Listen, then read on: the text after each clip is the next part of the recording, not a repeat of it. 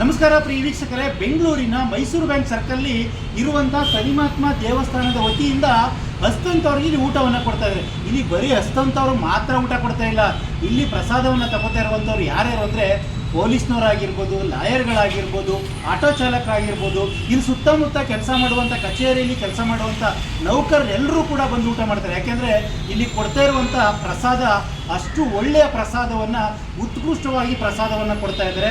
ಇದು ಯಾರು ಕೊಡ್ತಾ ಇದ್ದಾರೆ, ಯಾವಾಗಿನ ಕೊಡ್ತಾ ಇದ್ದಾರೆ ತಿಳ್ಕೊಳ್ಳೋಣ ಬನ್ನಿ. ಅನ್ನದಾನವ ದೊರೆಯದಿರು, ನಾನು ನನ್ನದು ಎನ್ನದಿರು, ಉನ್ನತಿ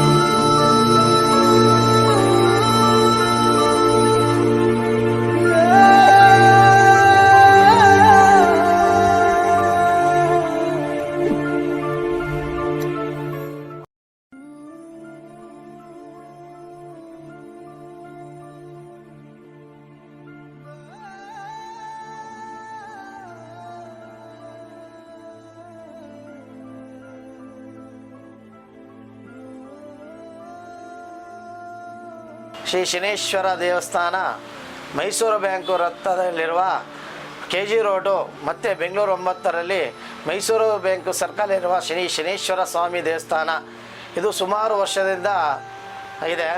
ನಾನು ರಾಜರಾಜೇಶ್ವರಿ ದೇವಸ್ಥಾನ ವಿದ್ಯಾಭ್ಯಾಸ ಮಾಡಿಕೊಂಡು ಬಂದು ನಮ್ಮ ವಿಶೇಷವೇನೆಂದರೆ ಪ್ರತಿ ವಾರ ಶನಿವಾರ ದಿವಸ ಮತ್ತು ಅಮಾವಾಸ್ಯೆ ದಿವಸ ಮತ್ತು ಪೌರ್ಣಮಿ ದಿವಸ ಅನ್ನದಾನವನ್ನು ಏರ್ಪಡಿಸಿರುತ್ತೆ. ಮತ್ತು ಅಮಾವಾಸ್ಯೆ ದಿವಸ ಮಹಾತಿಲ್ಲಿಯ ಹೋಮ ಮತ್ತು ತೈಲಾಭಿಷೇಕ ಮತ್ತು ಸ್ವಾಮಿಯ ಒಂದು ಪ್ರಾಕಾರ, ಮಹಾಮಂಗಳಾರತಿ, ಅನ್ನ ಸಂತರ್ಪಣೆ, ಸಂಜೆ ಹರಿಕತೆ ಮತ್ತು ಅಖಂಡ ದೀಪ ಮತ್ತು ಮಹಾಮಂಗಳಾರತಿ ಮಾಡಿ ಮಹಾಪ್ರಸಾದ ವಿನಿಯೋಗ ಇರುತ್ತೆ.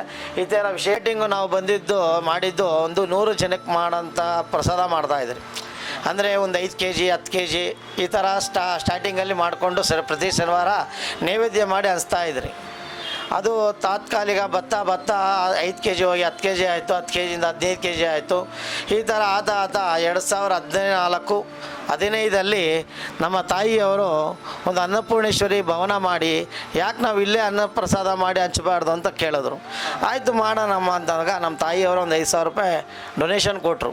ಸೊ ಮೊದಲಾಗಿ ಅದನ್ನು ಪ್ರಾರಂಭವಾಗಿ ಅದನ್ನು ಅನ್ನಪೂರ್ಣೇಶ್ವರಿ ಭವನ ಮಾಡಬೇಕಂತ ಸ್ಥಾಪನೆ ಮಾಡೋದಾಗ ನಮ್ಮ PC ಮೋಹನ್ ಅವರು ಕೇಳ್ಕೊಂಡ್ರಿ, ಸರ್ ಈ ಥರ ನಾವು ಶನಿವಾರ ಪ್ರಸಾದ ಮಾಡಿ ಹಂಚೋದಕ್ಕೆ ನಮಗೊಂದು ಸ್ಥಳ ಮಾಡಿಕೊಡಿ ಅಂತ ಕೇಳಿದಾಗ ಅವರೇ ಬಂದು ಈ ಸ್ಥಳದಲ್ಲಿ ಮಾಡ್ಕೊಳ್ಳಿ, ತುಂಬ ಅನುಕೂಲ ಆಗುತ್ತೆ, ಯಾರಿಗೂ ಇದು ಮಾಡೋಕ್ಕೋಬೇಡಿ, ನೀವು ದಾನ ಧರ್ಮದಲ್ಲಿ ಏನು ಬೇಕಾ ಮಾಡ್ಕೊಳ್ಳಿ ಅಂತ ಕಮಿಷನ್ ಮಾಡೋದು ಬೇಡ, ದಾನ ಧರ್ಮದಲ್ಲಿ ಏನು ಬೇಕಾ ಮಾಡ್ಕೊಳ್ಳಿ, ನಾವು ಸಪೋರ್ಟ್ ಮಾಡ್ತೀರಿ ಅಂತ ಮಾಡಿದಾಗ 15-20 kg ಸ್ಟಾರ್ಟ್ ಮಾಡಿದ್ದು. ಇವಾಗ 100 kg ನಡೀತಾ ಇದೆ, 105 kg ನಡೀತಾ ಇದೆ.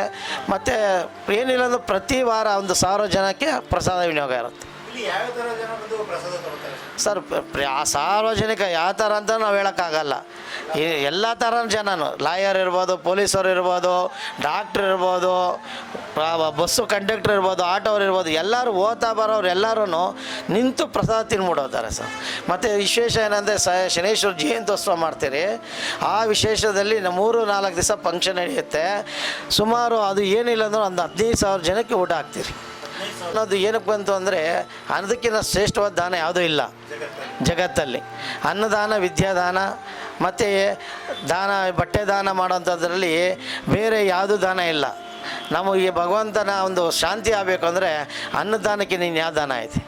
ಭಗವಂತನ ಒಂದು ಅನುಗ್ರಹ ಪಡಿಬೇಕು, ಭಗವಂತನ ಒಂದು ಪುಣ್ಯ ಮಾಡಬೇಕು, ಯಾವುದೇ ಒಂದು ಕೆಲಸ ಕಾರ್ಯ ಆಗಬೇಕು, ಮತ್ತು ನಮ್ಮ ಕಷ್ಟಗಳು ನಿವಾರಣೆ ಆಗಬೇಕಂದ್ರೆ ಅದರಲ್ಲಿ ನಾವು ಅನ್ನ ಸಂತರ್ಪಣೆ ಮಾಡಿದ್ರೆ 10 ಜನ ಹೊಟ್ಟೆ ತುಂಬೋದ್ರಲ್ಲಿ ಭಗವಂತ ಬಂದು ಊಟ ಮಾಡ್ಕೊಂಡು ಹೋಗ್ತಾನೆ ಅಂತ ಒಂದು ಸಂತೃಪ್ತಿ.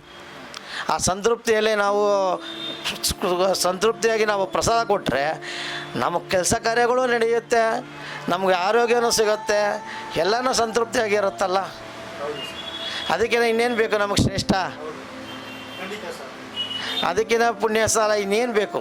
10 ಜನ ಹೊಟ್ಟೆ ತುಂಬಿದ್ರೇ ನಮ್ಮ ಮನೆಯಲ್ಲಿ ಯಾವತ್ತಾದ್ರೂ ಒಂದು ಹೊತ್ತು ಹೊಟ್ಟೆ ತುಂಬಲ್ವಾ? ಮತ್ತು ಇನ್ನೇನು ಬೇಕು ನಮಗೆ? ಅದಕ್ಕಿಂತ ಪುಣ್ಯ ಕಷ್ಟಲ್ಲ, ಇನ್ನೇನು ಬೇಕು? 12ರಿಂದ 12:30 ಮಹಾಮಂಗಳಾರತಿ ಸ್ಟಾರ್ಟ್ ಆಗುತ್ತೆ. ಅದಾದ ನಂತರ ಭಗವಂತ ನೈವೇದ್ಯ ಆಗಿ ಮಹಾಮಂಗಳಾರತಿ ಆಗಿದ ನಂತರ 1 ಸ್ಟಾರ್ಟ್ ಆಗುತ್ತೆ. ಒಂದು ಕಾಲ ಸ್ಟಾರ್ಟ್ ಆಗುತ್ತೆ. ಮಿನಿಮಮ್ ಏನಿಲ್ಲ 1000 ಜನಕ್ಕೆ ಪ್ರಸಾದ ಇರುತ್ತೆ. ಪ್ರತಿ ಶನಿವಾರ ಇರುತ್ತೆ. ಒಂದು ವಾರ ಬಾತ್ ಇರುತ್ತೆ, ಒಂದು ವಾರ ಅನ್ನ ಸಾಂಬಾರು ಇರುತ್ತೆ. ಅನ್ನ ಸಾಂಬಾರು ಪಾಯಸ ಎಲ್ಲ ಇರುತ್ತೆ. ದೇವಸ್ಥಾನ ಕಡೆಯಿಂದ, ದೇವಸ್ಥಾನ ಸೇವಾಕರ್ತರಿಂದ, ದೇವಸ್ಥಾನದಿಂದನೇ ಯಾರು ನಾವು ಹೋಗಿ ಡೊನೇಷನ್ ಇಸ್ಕೊಂಬರೋದಾಗಲಿ, ಯಾರ ಹತ್ರ ಕೇಳ್ಕೊಂಬರೋದಾಗಲಿ, ಯಾರ ಹತ್ರ ಆದರೂ ನಾವು ಈ ಥರ ಮಾಡ್ತಾಯಿದ್ದೀರಿ ಅಂತ ಕೇಳೋದಾಗಲಿ ಯಾವುದೂ ಇಲ್ಲ. ನಾವೇ ಸೇರಿ ನಾವೇ ಮಾಡ್ತಾಯಿದ್ದೀರಿ. ನಾವೇ ಅದನ್ನೇ ಹೇಳ್ತಾ ಇಲ್ವಾ, ಭಕ್ತಾದಿರು ನಾವು ಅವ್ರೇನೋ ಹಣ ಕೊಡ್ತೀನಿ ಅಂದರು, ಹಣ ಕೊಡಬೇಡಿ, ಅಕ್ಕಿ ಕೊಡಿ, ಎಣ್ಣೆ ಕೊಡಿ, ಅದಕ್ಕೆ ಬೇಕಾಗಿರೋ ಸಾಮಗ್ರಿಗಳು ಕೊಡಿ, ಸಾಕು ನಮಗೆ. ಎಣ್ಣೆ ದುಡ್ಡು ತೊಗೊಂಡು ನಾವು ಆ ಹೆಸರು ತೊಗೊಳೋದು ಬೇಡ, ಅವ್ರ ಹತ್ರ ಇದು ಬೇಡ. ಅದೇ ಅವತ್ತು ತೊಗೊಂಬಂದು ಕೊಟ್ಟರೆ ಅವರೇ ನಿಂತ್ಕೊಂಡು ಅವರೇ ಪ್ರಸಾದ ಹಂಚ್ಬಿಟ್ಟು ಹೋಗಲಿ. ಅದಕ್ಕೆ ಈಶ್ವರ ಅಂದರೆ ಒಬ್ಬನ ಮನುಷ್ಯನಲ್ಲಿ 19 ವರ್ಷ ಪ್ರವೇಶ ಮಾಡ್ತಾರೆ. ಪ್ರವೇಶ ಮಾಡ್ತಾರೆ. 3 ಸಲ ಸಾಡೆ ಸಾತಿ ಬಂದೇ ಬರುತ್ತೆ. ಆ 3 ಸಾತಿ ಬಂದಾಗ ಯಾವ ದಶೆಯಲ್ಲಿ ಯಾವ್ಯಾವ ಭಕ್ತಿ ನಡೀತಾ ಇರುತ್ತೋ ಆಯಾ ಫಲ ಕೊಡ್ತಾ ಇರ್ತಾರೆ ಭಗವಂತ.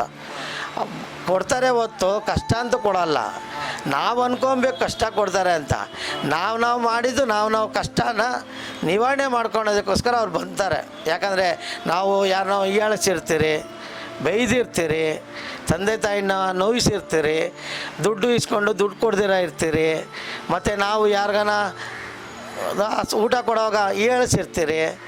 ಅದರ ಪ್ರಭಾವ ಎಲ್ಲ ತೋರಿಸೋದಕ್ಕೆ ಈ ಸಾಡೆ ಸಾತಿ ಅನ್ನೋದು ಅಷ್ಟೇ ಹೊತ್ತು. ಅದನ್ನು ತಿಳಿಯೋದಕ್ಕೋಸ್ಕರ ಬರ್ತಾರೆ. ಆ ರೂಪದಲ್ಲಿ ಬಂದು ಯಾವ ಟೈಮಲ್ಲಿ ನಿನಗೆ ಯಾವ ಪರೀಕ್ಷೆ ಕೊಡ್ತಾರೋ ಆಯಾ ಪರೀಕ್ಷೆ ಕೊಡ್ತಾರೆ. ಅದರಲ್ಲೂ 100 ರೂಪಾಯಿ ಕೊಟ್ಟು ನಿಮಗೆ ಪರೀಕ್ಷೆ ಮಾಡ್ತಾರೆ ಅಂದ್ಕೊಳ್ಳಿ. ಇವಾಗ 100 ರೂಪಾಯಿ ಕೊಡುವಾಗ ನೀವೇನು ಮಾಡ್ತೀರಾ? 100 ರೂಪಾಯಿ ಕೊಟ್ಟರು ಅಂದ್ಕೊಳ್ಳಿ ಭಗವಂತ, ನೀವು ಏನು ಮಾಡ್ತೀರಾ? ಬಳಸ್ಕೊಳಕ್ಕಿನ್ನ ಏನು ಮಾಡಬೇಕು ಅಂದರೆ, ನಂದಲ್ಲ ಅಂತ 10 ರೂಪಾಯಿ ಅನ್ನ ಸಂದರ್ಭಣೆಗೆ ಎತ್ತಿಕ್ಬೇಕು. ಅನ್ನ 10 ಜನಕ್ಕೆ ಉಪಯೋಗ ಆಗಲಿ ಅಂತ 10 ರೂಪಾಯಿ ಎತ್ತಿಕ್ಬೇಕು. ಇನ್ನು 10 ರೂಪಾಯಿ ದಾನ ಧರ್ಮಕ್ಕಂತ ಎತ್ತಿಕ್ಬೇಕು, ಭಗವಂತನ ಸೇವೆಗೆ ಅಂತ. ಇನ್ನು ಮಿಕ್ಕಿದ್ದು ಏನು ಬೇಕಾ ಮಾಡ್ಕೊಳ್ಳಿ. ಅಷ್ಟೇ. ಕೂಡಿಕೊಂಡ್ರೆ ಏನು ಪ್ರಯೋಜನ? ಮತ್ತು ಹಾಸ್ಪಿಟ್ಲು, ಕೋರ್ಟು, ಕಚೇರಿ ಅದಕ್ಕೆ ಆತಾಯ್ತು. ಕೂಡಿಕ್ಕಿದವನು ಯಾವತ್ತಿದ್ರೂ ಪರಾರಿಸುತ್ತೆ ಅದು. ಅದನ್ನ ಬದಲು ನಿಂಗೆ ಎಷ್ಟು ಬೇಕಷ್ಟು ಇಟ್ಕೊಂಡು ಮಿಕ್ಕಿದ್ದು ದಾನ ಧರ್ಮ, ಅನ್ನ ಸಂತರ್ಪಣೆ ಏನು ಬೇಕಾದ್ರೂ ಮಾಡಿದ್ರೆ 10 ಜನಕ್ಕೆ ಹೊಟ್ಟೆನೂ ತುಂಬುತ್ತೆ, ಅವ್ರ ಆಶೀರ್ವಾದನೂ ಸಿಗುತ್ತೆ. ಇದಕ್ಕೇನ ಇನ್ನೇನು ಬೇಕು ಅವನಿಗೆ? ಸಂಪಾದನೆ ಮಾಡಿ. ಸರ್, ಶನಿ ಮಹಾತ್ಮ ಅಂದರೆ ತುಂಬ ಎಲ್ಲರೂ ಭಯ ಪಡ್ತಾರೆ, ಅವರು ತುಂಬ ಕಾಟ ಕೊಡ್ತಾರೆ, ತುಂಬ ಭಯಂಕರ ದೇವರು ಅಂತಾರೆ. ಆದರೆ ಇಲ್ಲಿ ಬರೋ ಭಕ್ತಾದಿಗಳು ನೋಡಿದ್ರೆ ಏನು ಎಲ್ಲೆಲ್ಲಿದೆ ಎಲ್ಲ class people, low class people, ಎಲ್ಲ ಥರದ ಜನ ಬರ್ತಾರೆ. ಅದರ ಬಗ್ಗೆ ಹೇಳೋದಾದ್ರೆ ಸರ್, ಶನೇಶ್ವರ ಅನ್ನೋದು ಒಂದು ಮಗು ಆಕಾರ. ಮಗು ಆಕಾರದಲ್ಲಿ ಏನಂದರೆ ನಾವು ಮಾಡಿರೋದನ್ನು ತಿಳುವಳಿಸೋಸ್ಕರ ಶನೇಶ್ವರ ಬರೋದೊತ್ತು ಕಷ್ಟ ಕೊಡೋಕ್ಕೆ ಬರಲ್ಲ. ಮತ್ತು ನಾವು ಹಾಸ್ಪಿಟ್ಲಲ್ಲಿದ್ದೂ ಆಪತ್ತು ಬಾಂಧವನಾಗಿ ಬಂದು ಕಾಪಾಡ್ತಾರೆ. ಅವರು ಮುತ್ತುಂಜಯ ಅಲ್ವಾ? ಕಷ್ಟದಲ್ಲಿದ್ದಾಗ ಹಣ ಕೊಟ್ಟು ಸಾಕಾಗ್ತಾರೆ. ಲಕ್ಷ್ಮೀ ಸ್ವರೂಪ ಅವನು. ಮತ್ತು ಇನ್ನೊಂದು ಏನಾದರೂ ಬಟ್ಟೆ ಬರೆ ಇಲ್ದಾಗ ಬಡವರಿದ್ದವ್ರಿಗೆ ಅನ್ನದಾತನಾಗಿ ನಿಂತ್ಕೊತಾರೆ. ಅಂಥವನಾಗಿ ನಾವು ಕಷ್ಟ ಕೊಡ್ತಾರಂತ ಯಾರು ಇದರಲ್ಲಿ ಹೇಳೋಕ್ಕಾಗತ್ತೆ? ನಾವು ಕಷ್ಟ ಅಂತ ಕೊಡೋಕ್ಕಾಗಲ್ಲ. ನಾವು ಅದನ್ನು ಹೇಳೋದು ತಪ್ಪು. ಯಾಕಂದರೆ ನಾವು ಮಾಡಿದ್ದನ್ನು ತಿಳುವಳಿಕೆ ಮಾಡೋದಕ್ಕೋಸ್ಕರ ಬರ್ತಾರೆ ಹೊತ್ತು. ನಾವು ಇವಾಗ ಗಲೀಜಾಗಿದ್ದೀರಿ ಅಂದ್ಕೊಳ್ಳಿ, ಮನೆಗೆ ಹೋದ್ಮೇಲೆ ಏನು ಮಾಡ್ತಾರೆ ತಂದೆ ತಾಯಿಯವರು? ಸ್ನಾನ ಮಾಡೋವು ಅಂತಾರೆ. ಏನಕ್ಕೆ ಹೇಳಿ? ಗಲೀಜಾಗಿದೆಯಪ್ಪ, ಹಂಗೆ ಇದೆಯಾ, ಕೈ ಕಾಲು ತೊಳ್ಕೊಂಬ ಅಂತಾರೆ. ಹಂಗೆ ನಮ್ಮ ಇರೋ ಕಷ್ಟ ಏನೇನು ಅಹಂ ಇದೆಯೋ ಎಲ್ಲ ತೊಳ್ದಾಡೋಕ್ಕೋಸ್ಕರ ಭಗವಂತ ಬರೋದು.